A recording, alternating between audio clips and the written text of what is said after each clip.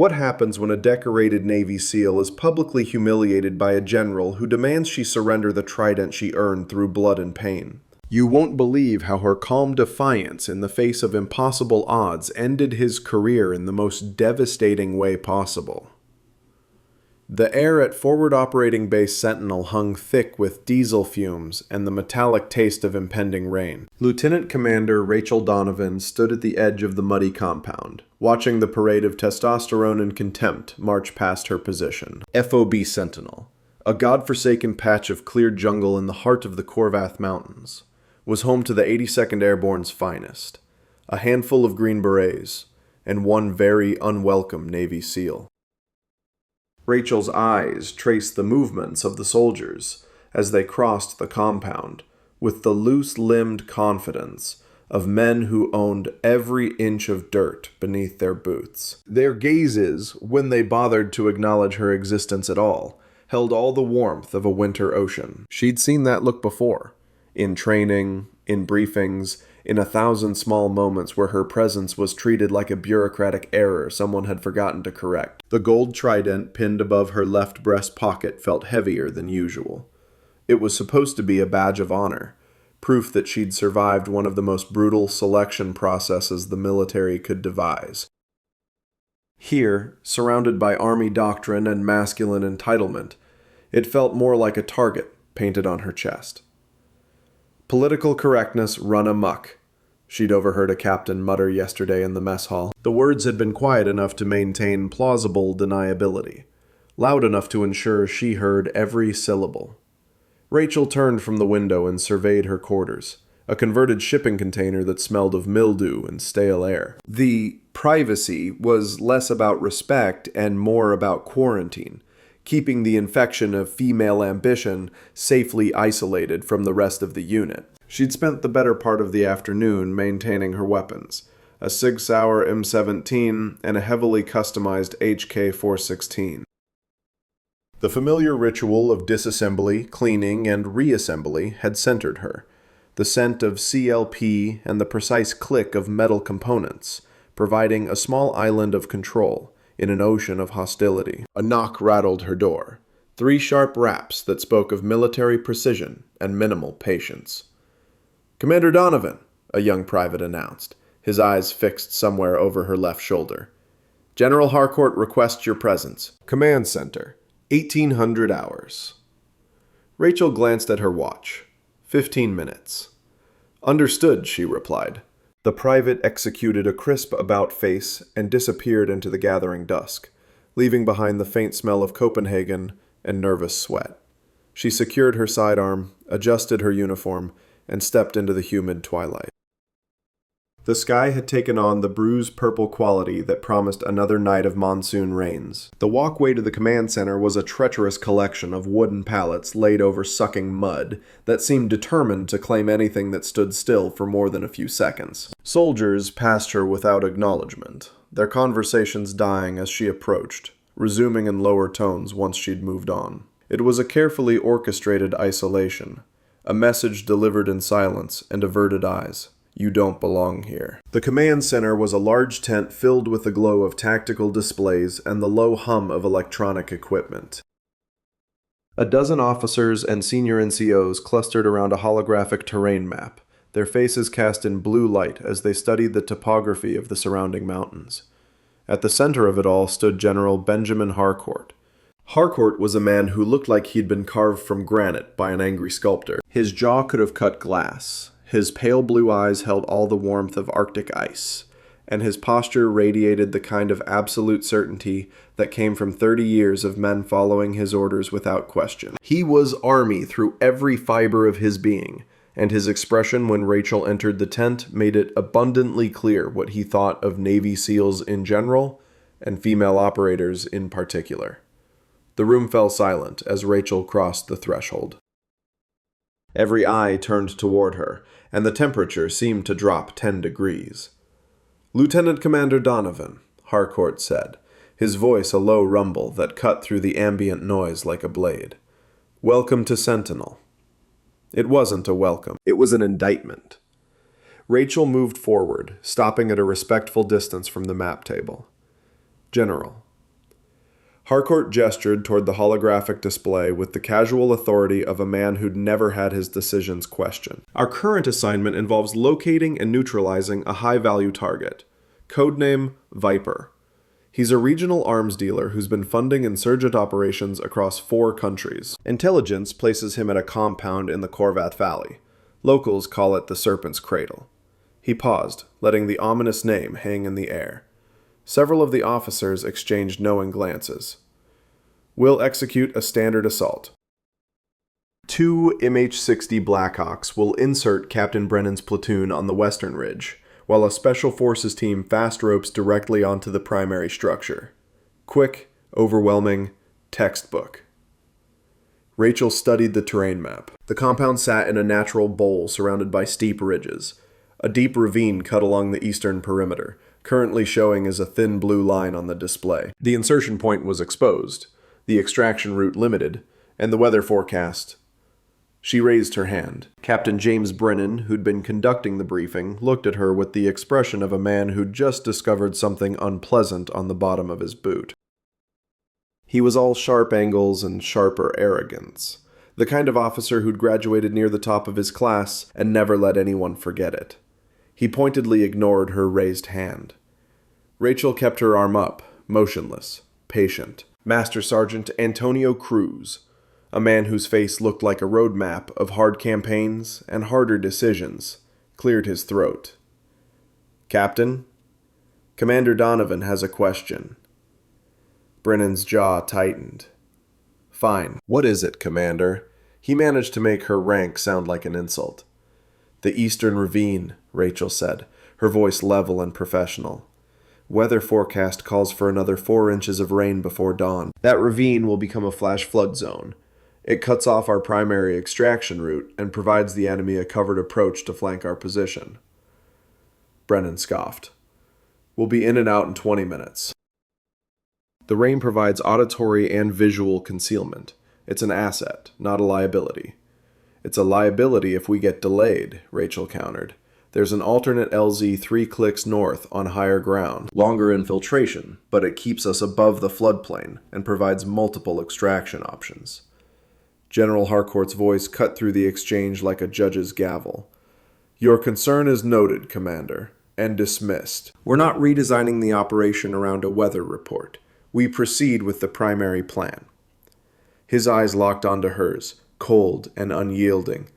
You'll be assigned to Captain Brennan's element in Chalk 2 with Sergeant Cruz. Is that understood? Crystal clear, General, Rachel replied, her expression revealing nothing. Harcourt took a step closer, invading her personal space, a power play so obvious it would have been funny if it weren't so pathetic. When he spoke again, his voice dropped to a dangerous whisper that somehow carried to every corner of the tent. At this command, we don't give a damn about Pentagon initiatives or diversity statistics. We care about one thing: mission success. That success is built on trust. Trust earned through blood, sweat, and performance in the field. He paused, and his eyes dropped to the gold trident on her chest. I've read your file, Commander. Annapolis honors graduate. Top marks in buds. On paper, you're impressive. He leaned closer. But paper is fragile, and I've never met a SEAL, man or woman, who didn't carry enough ego to sink a destroyer. Here, you're not special. You're an unknown variable in a lethal equation, and I don't tolerate unknown variables. He straightened up, his voice returning to its command register. So we're going to start with a clean slate. He pointed a thick finger at her chest. Take it off. The room's collective breath seemed to catch in its throat. Rachel heard someone shift uncomfortably near the back of the tent. Master Sergeant Cruz's expression tightened almost imperceptibly. Captain Brennan's smirk widened into something ugly and triumphant. To demand an operator remove their qualification insignia was the ultimate insult, a public castration of identity and honor. It was humiliation by design. Rachel's face remained perfectly composed, a mask of professional neutrality that revealed nothing of the white-hot rage building behind her sternum. Her pulse hammered in her ears, but her hands remained steady. She didn't argue, didn't protest, didn't give him the satisfaction of a reaction. Her fingers moved to the clutch fasteners on the back of the pin. The fabric of her uniform whispered as she unfastened them with deliberate, precise movements. The trident came free with a soft, metallic sound that seemed deafening in the silence. It felt impossibly heavy in her palm, not just the physical weight of metal, but the weight of years, of sacrifice, of identity. She held it out to him, her arm locked straight, her hand flat and steady. Harcourt stared at the pin, then at her face. He was waiting for something. Anger, tears, defiance, anything he could use to justify his contempt. Instead, he got nothing but a calm gray stare that looked straight through him, as if he were made of glass. It unnerved him more than any outburst could have. He snatched the trident from her hand with a grunt. "You'll carry a rifle and follow orders. If you survive this operation, and if you prove you're not a liability, you might get this back." He pocketed the pin without another glance. If not, well, the jungle has a way of solving problems. Dismissed. Rachel executed a perfect salute to his back, held it for precisely 2 seconds, then pivoted on her heel and walked out of the tent. She didn't look at Brennan's grin or Cruz's troubled frown. She walked with her spine straight and her head high, out into the gathering storm. The spot on her uniform where her trident had been felt like an open wound. As she stepped off the wooden walkway, the rain began to fall in earnest. Cold, driving sheets that soaked through her uniform in seconds. But it couldn't touch the ice that had formed around her heart. The mission briefing the following morning was a master class in conventional military thinking. Loud, fast, and overwhelmingly confident. Captain Brennan laid out the plan with the swagger of a man who'd never experienced failure, and couldn't imagine starting now. 2 Blackhawks, 30 operators, overwhelming firepower. Simple. Brutal. By the book. Rachel stood at the back of the briefing room, studying the terrain display with growing concern. The monsoon forecast had worsened overnight, another 6 inches of rain expected before the operation window. That eastern ravine was going to be a death trap, and their primary extraction point was directly adjacent to it. During the questions period, she raised her hand again. Brennan saw her and deliberately turned away, calling on another soldier. She kept her hand raised. Master Sergeant Cruz finally intervened. "Captain, Commander Donovan." Brennan's expression could have curdled milk. "What now, Commander?" "The eastern ravine," Rachel repeated. "Updated weather data shows precipitation levels 30% above initial forecasts. That ravine will flood. We need to relocate the extraction point to higher ground, or we need to adjust our timeline." "Your weather concerns are noted," Brennan said with barely concealed contempt. "We're operators, not meteorologists. The plan stands as briefed." General Harcourt, observing from an elevated platform, nodded his approval. "Commander Donovan, your input has been considered and rejected. We proceed as planned. Adapt and overcome. Isn't that the SEAL motto?" "It's one of them, sir," Rachel replied evenly. "Then I suggest you practice it," Harcourt said. The dismissal was absolute. The flight into the operations zone was brutal.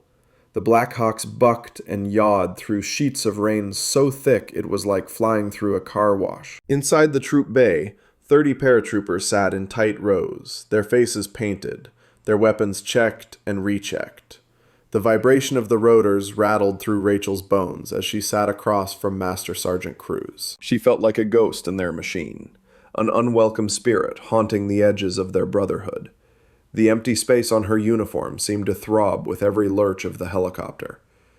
Green light, go, go, go! The ropes dropped into the churning darkness below.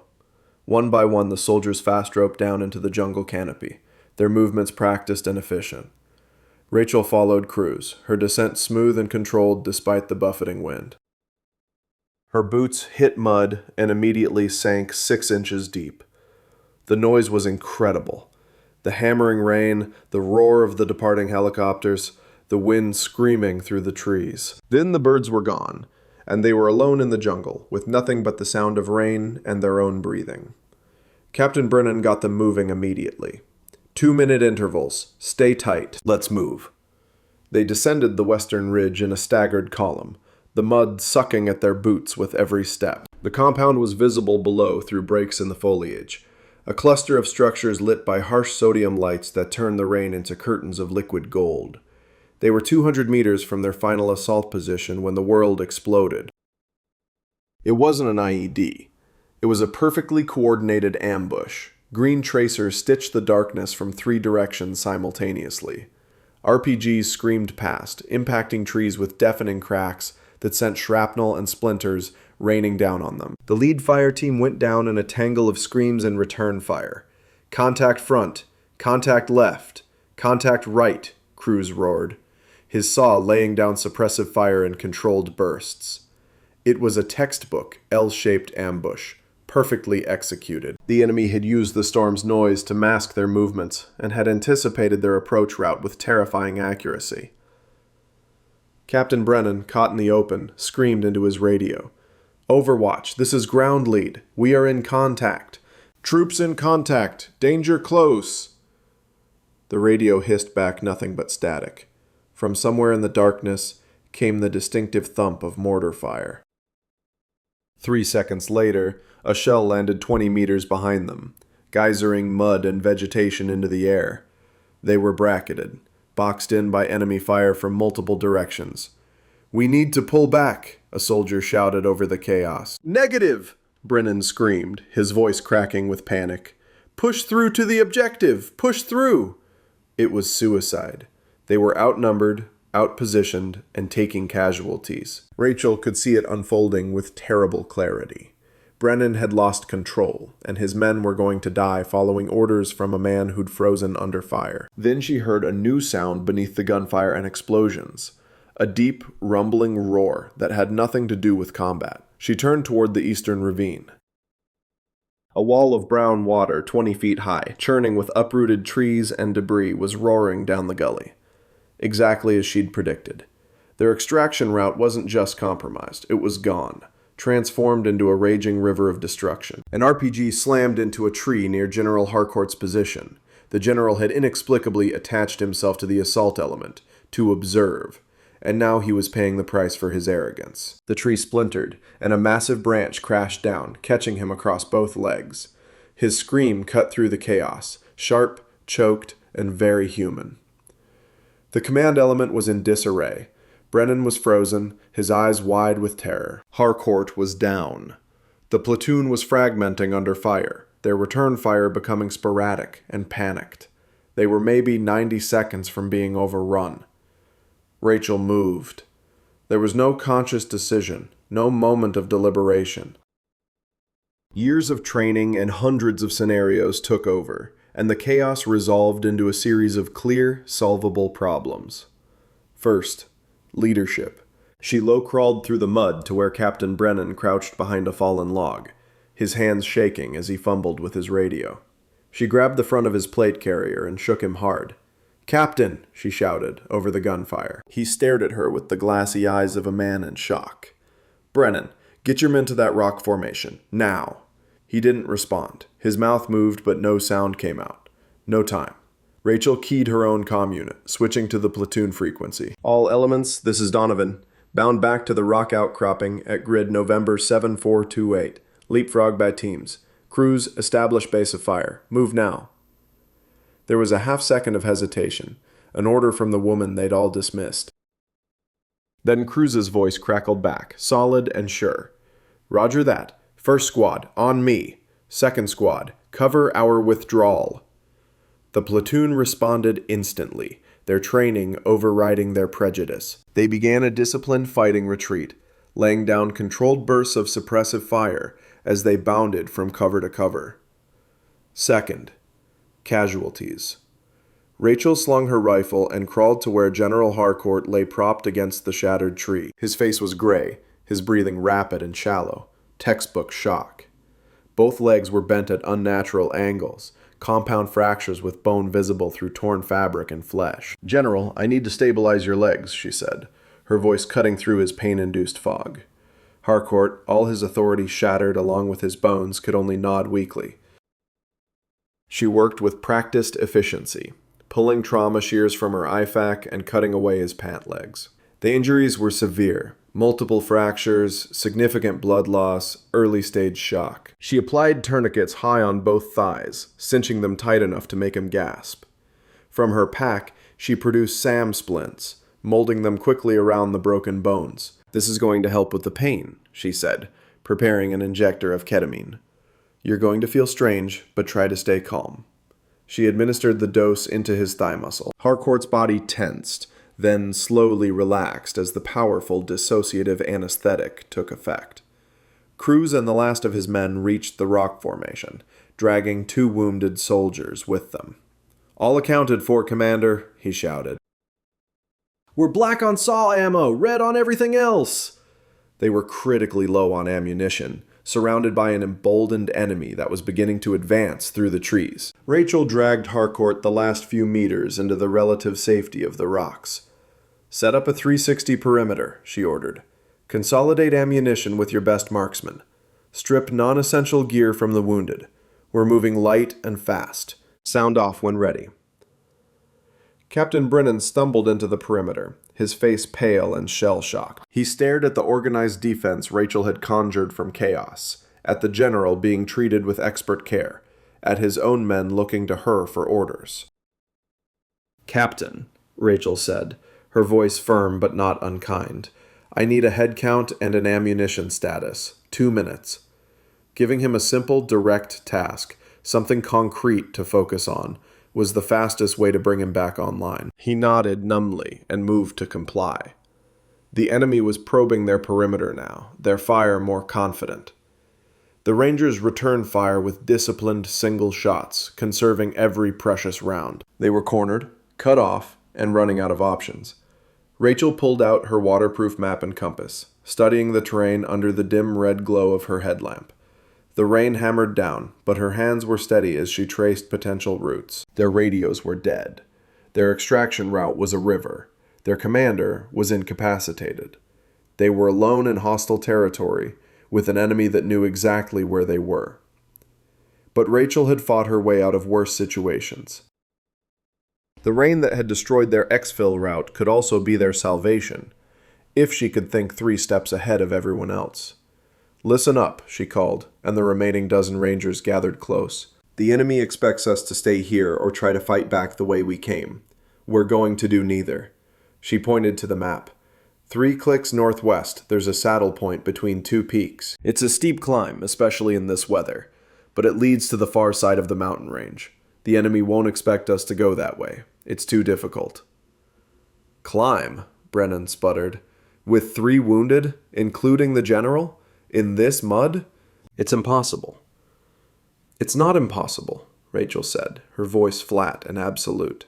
"It's just hard. The alternative is staying here and dying. We move in 10 minutes. Fashion litters for the wounded. We move slow, we move quiet, and we move together." She looked from face to face, her gray eyes cutting through the gloom. "We live or die on this mountain. Your choice." No one argued. The quiet certainty in her voice, the unshakable resolve in her expression, it left no room for doubt. They had watched their command structure collapse, their textbook plan fail catastrophically. This woman, the one they'd dismissed and humiliated, was offering them the only thing they had left: a chance. Master Sergeant Cruz was the first to move.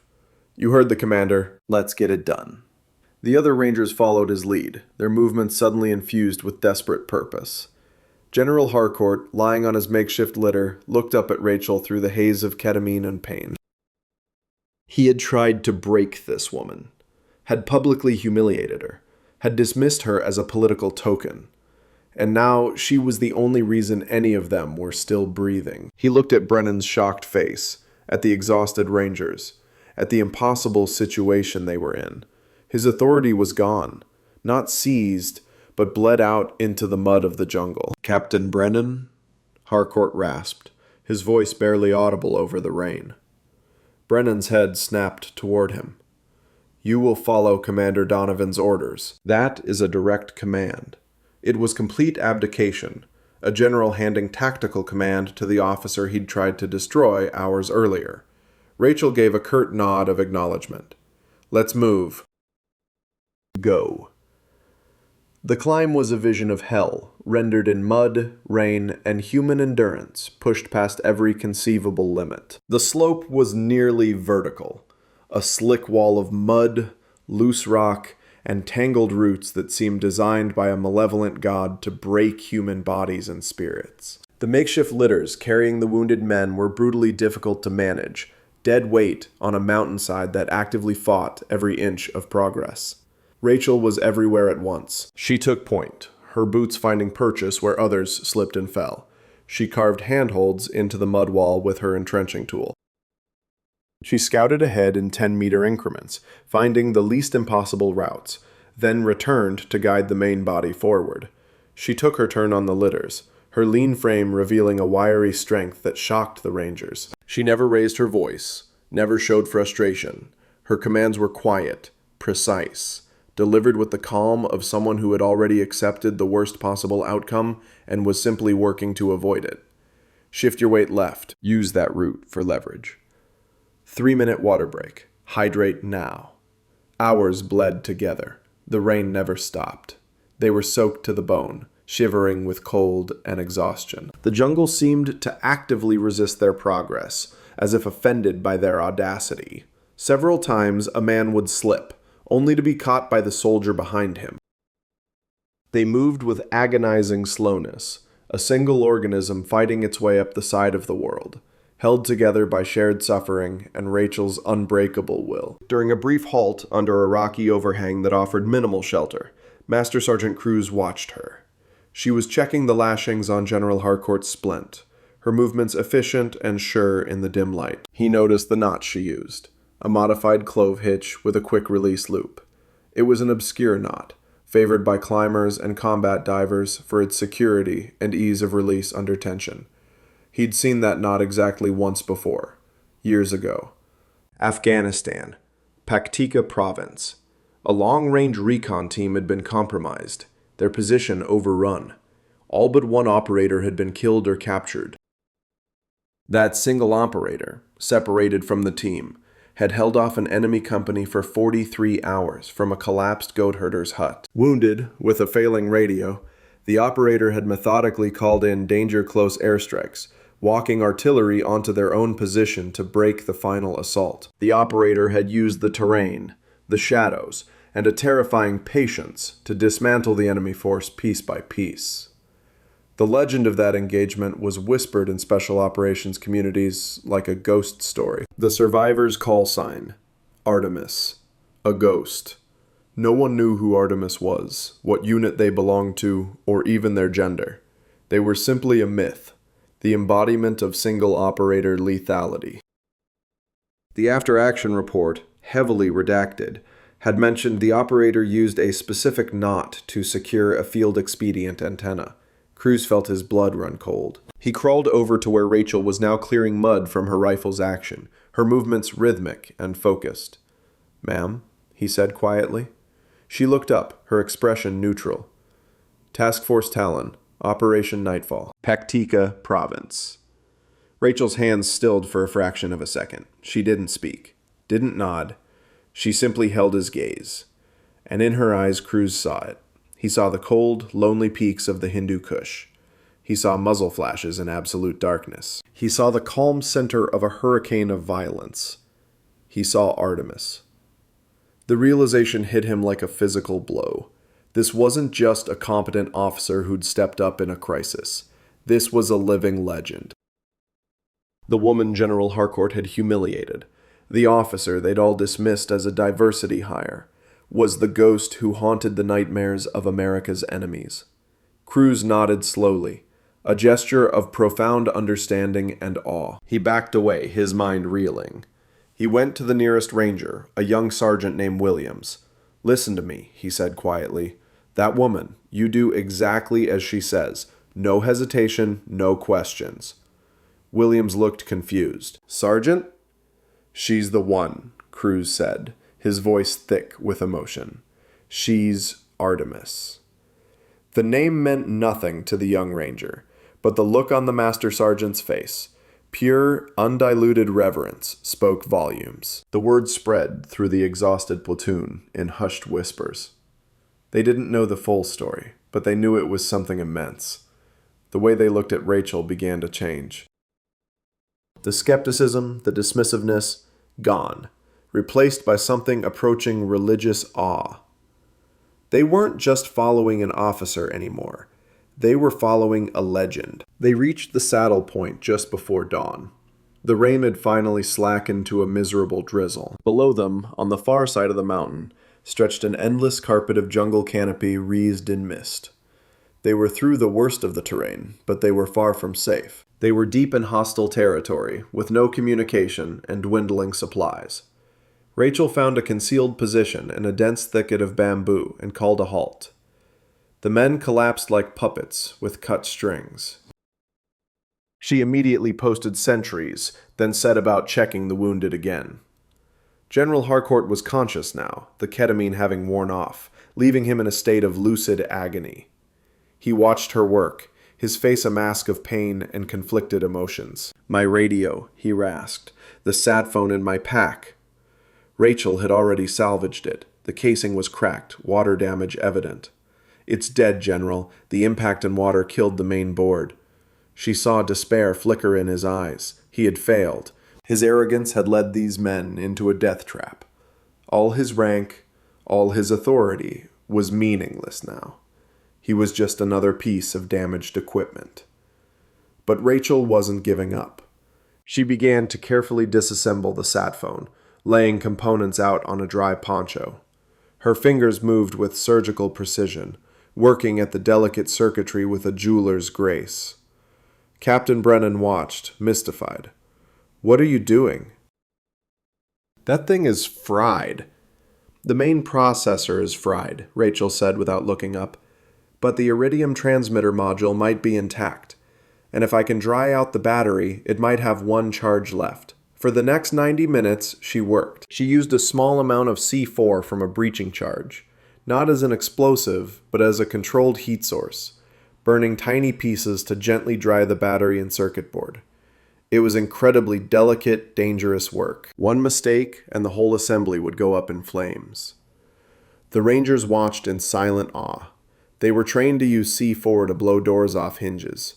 She was using it to perform microsurgery. She cannibalized wire from a headlamp and the antenna from a broken PRC-152 radio. She bypassed the phone's dead processor, soldering wires directly to the transmitter module using a heated combat knife and pine resin as flux. It was a Frankenstein's monster of improvised electronics, a desperate, impossible gamble. Finally, she held up the jury-rigged device. A battery, a transmitter, and 2 wires twisted together with electrical tape. "We get one shot," she said. "One short data burst, just coordinates." She climbed to the highest point of their position, holding the makeshift antenna toward the sky. The rest of the team waited in breathless silence. A small LED on the module flickered green. Link acquired. With her other hand, she tapped out a sequence on the exposed wires like a telegraph key, sending a bare-bones data packet in Morse code, their grid coordinates and casualty count. The LED flickered, transmitting for 5 seconds, then died. The battery was spent. Rachel slid back into cover. It sent. Now we wait and see if anyone was listening.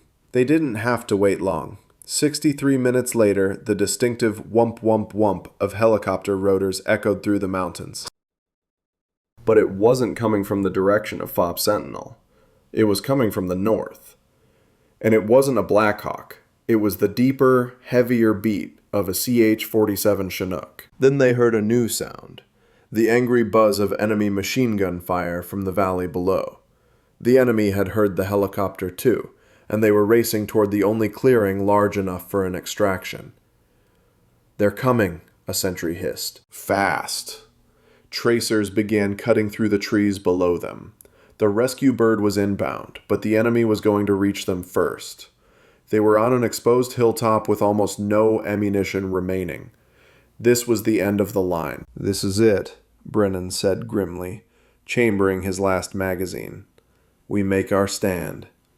"No," Rachel said, her eyes scanning the terrain with laser focus. "We give them something else to think about." She pointed to a narrow game trail that led away from the approaching helicopter, deeper into the jungle. "The enemy thinks we're desperate for rescue. They'll rush this position to cut us off. We're not going to be here." Then she looked at a precarious overhang of loose shale and rock directly above the path the enemy would have to take. "Cruz, give me all your remaining C4. Cruz handed over 2 blocks without hesitation. Rachel moved with frightening speed, placing charges at precise points under the rock overhang. She wasn't trying to create a massive explosion. She was engineering a precisely directed shockwave. She rigged a simple timer using the guts of her watch. "We have 90 seconds from when I start this," she said, her voice deadly calm. "We move the wounded down that trail 50 meters. When the charge goes, it'll trigger a landslide and block the trail. It'll buy us the time we need." It was insane. The timing had to be perfect. A second too early and the enemy would see it coming. A second too late and they'd be caught in the blast themselves. General Harcourt, lying on his litter, looked up at her. His face was a wreck of pain, humiliation, and dawning respect. He had tried to break this woman, had publicly stripped her of her identity, and now she was the only reason any of them were still alive. He looked at Captain Brennan, at the exhausted faces of his rangers. They were all looking at Rachel, waiting for her command. His authority had bled away into the jungle mud. He had to make it official. "Captain Brennan?" Harcourt rasped. Brennan's head snapped toward him. "Follow Commander Donovan's orders. That's a direct command." It was complete abdication, a general handing command to the woman he'd tried to destroy. Rachel gave a curt nod. "Let's move. Go. Go. Go." She armed the timer. 90 seconds. The organized chaos was immediate. Rangers hauled litters, scrambling down the narrow trail. Rachel was the last one, her rifle ready, covering their retreat. The sounds of the approaching enemy grew louder, shouted commands, the clatter of weapons. 70 seconds, Cruz yelled. They moved as fast as the terrain allowed, slipping and sliding in the mud. The trail was treacherous, the jungle suffocating. 50 seconds. Rachel glanced back. She could see the first enemy fighters breaking through the tree line, moving toward their abandoned position. 30 seconds. They rounded a bend in the trail, putting a spur of rock between them and the impending blast.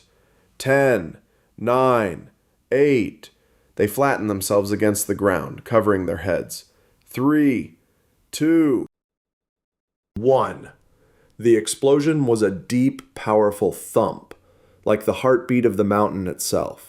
It was followed by a sickening grinding sound, the groan of millions of tons of rock giving way. A tremendous roar filled the air as the entire overhang collapsed, sending an avalanche of shale, mud, and trees crashing down. The ground shook violently. The landslide continued for a full 40 seconds, a river of rock that utterly obliterated the trail and sealed the pass. When the last rock settled, thick dust hung in the air. Silence descended, broken only by the sound of the approaching Chinook. They were cut off from the enemy. They were safe. Rachel was already on her feet, scanning the sky. "The bird needs an LZ. That clearing, 400 meters east. Move!" The final sprint was a blur of adrenaline and exhaustion.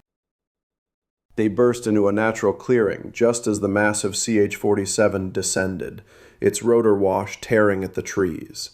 The ramp dropped and 2 pararescue jumpers, PJs, ran out to help with the wounded. They loaded Harcourt first, then the other casualties. The rest of the platoon scrambled aboard, collapsing onto the deck of the helicopter. Rachel was the last aboard. As she stepped onto the ramp, she looked back at the jungle one last time. It had tried to swallow them whole. She'd forced it to spit them back out. The flight back to Fob Sentinel was loud, jarring, and silent. No one spoke.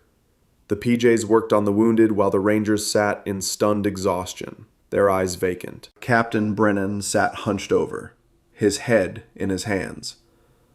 Master Sergeant Cruz simply watched Rachel, who was methodically cleaning mud from her rifle's action, ensuring the weapon was functional despite the abuse it had endured. When they landed at the FOB, the base was in controlled chaos. Medics rushed the ramp with stretchers. A grim-faced colonel from the command staff was there to meet them, his expression a mixture of relief and dread. As medics lifted General Harcourt's stretcher, he called out, his voice weak but clear. "Donovan." She stopped and turned toward him. Harcourt struggled to prop himself up on his elbows, his face gray with pain but his eyes focused. He looked at the colonel, at the assembled staff, ensuring he had an audience. He reached into the pocket of his torn, muddy uniform. His fingers fumbled, but he pulled out the gold trident he had taken from her. It was caked in mud and blood. He held it out. "This belongs to you, Commander." Rachel walked over to the stretcher. She looked down at the pin, then at the general. There was no triumph in her expression, no vindication, only quiet, weary calm. She took the trident from his hand. Without a word, she wiped the mud from it on her sleeve until the gold glinted in the harsh floodlights. Then, with the same precise, deliberate movements as before, she pinned it back onto her uniform, right over her heart. It settled into place with a soft click, its familiar weight, a quiet affirmation. She looked at Harcourt one last time, gave him a slow, formal nod of acknowledgement, and walked away, leaving him and his shattered career behind on the tarmac. Hemisphere. Days later, a pall of quiet introspection hung over FOB Sentinel. General Harcourt had been medevaced to Landstuhl Regional Medical Center in Germany. His command was officially and permanently relinquished. An investigation was underway, but everyone knew the outcome. His career was over, ended not by enemy action, but by his own arrogance and the quiet competence of the woman he'd tried to break. Rachel remained at the FOB. She didn't participate in the extensive debriefings beyond submitting a written after-action report, a document that was clinical, precise, and devoid of any mention of the personal conflict. It focused only on tactics, terrain analysis, and recommendations for future operations in mountainous, monsoon-affected environments. It was, in its own way, more damning than any accusation could have been. The whispers that followed her through the compound had changed. The dismissive sneers were gone, replaced by looks of awe and a wide, respectful berth. The men from the platoon spoke of her in hushed, reverent tones. The story of the climb, the jury-rigged radio, and the landslide was already becoming legend. The name Artemis was never spoken aloud, but it was there, an unspoken truth in the back of everyone's mind. Late one evening, well after the final call to evening chow, Rachel was in the armory. The long, metal-walled room smelled of solvent and steel. She had her HK-416 completely disassembled on a cleaning mat, each piece laid out in perfect order. She worked under stark fluorescent lights, her hands moving with fluid, practiced grace. The rhythmic scrape of the carbon rod, the soft whisk of the brush, the final satisfying click of reassembly. It was a ritual, a form of meditation that centered her. The door creaked open. Master Sergeant Cruz entered.